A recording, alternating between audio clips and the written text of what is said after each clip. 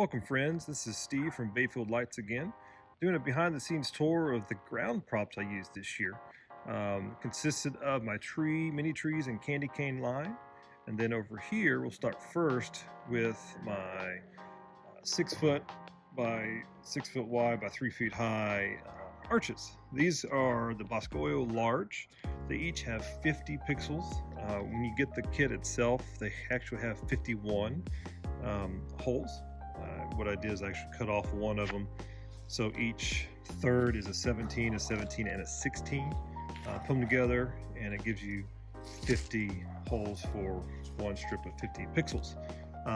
How I built them, I followed the directions online that's stated in the Boscoyo description. However, I found someone on Facebook that changed out the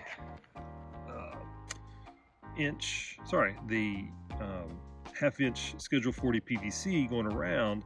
We used 3/4 inch pegs, and it worked out well. It was great for the shape. As you can see, this one here is leaning back. Let's take a look at why it's happening in off season, but the others actually held its shape pretty well. But from up front, they look pretty uniform. Next year I'll add a fourth. I'm also considering adding fans versus just a single arch. So with this one I used the half-inch T on the bottom, half-inch connection across, and then with the 3/4 inch pegs going around. Black zip tied everywhere where it said to zip tie, and it held its place, held its shape pretty well. This is actually on one port. These three, total of 150 pixels on one port coming off a smart receiver. They look great at night. They all were pretty uniform.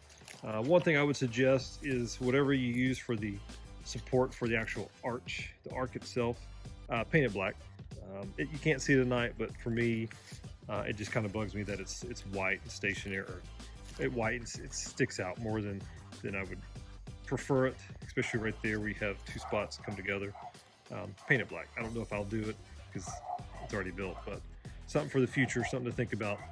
But overall, great arches. And like I said, for next year, I'm considering adding fans, either replacing them with fans or keeping them and adding something underneath it, simply because, as you can see, between the arch itself and the house, it's kind of a dead spot for some lights. So I'm going to try to add something to help fill that gap. So, all right, next, trees and cane. So my tree and candy cane line was probably one of my favorite aspects of the show this year. These are all great props from the respective vendors. The candy canes came from Boscoyo. They are the decor, where they're printed with the stripes already on them. They look great during the day. At night, they do have a little bit of reflection of the glow, but overall, very well made and good props. They each have 99 pixels. So you do have to cut off the last one if you choose to then do a pigtail to connect them to daisy chain them. If you don't, you can always just leave it on, and then the data and electricity or data won't be sent to it, and it'll just won't light up. The trees are the not so round trees from EFL Designs, and each of them are 200 pixels, 150 for the tree and 50 for the star. They stand right around 3 feet tall. Actually, I think they're 42 inches tall. The canes are 3 feet tall. Great dense props. For me, I didn't need the full actual 180-degree tree. These look great from out front. They have a nice design. What I like about these is how they're built. Very dense Coro, as you can see. Very dense, so they're not moving, which is nice. The pixels won't pop out, and they hold its shape pretty well. Now everything is held up with a half-inch 4-foot rebar. Like I said in a previous video, I'm in North Carolina and near the coast, and so we have sand, so tapping into the ground is pretty easy. So I go about 18 inches down, and then I have my rebar that's connected and zip tied accordingly, and it holds it in place. Now for the most part, nothing popped out or came out of the ground. Occasionally a candy cane would turn just a wee bit, and then had to turn it back, but overall they held up really well. Now for what's running, this part of the yard is my second K8 from Kulp, but this is actually acting as my player for the show, or master.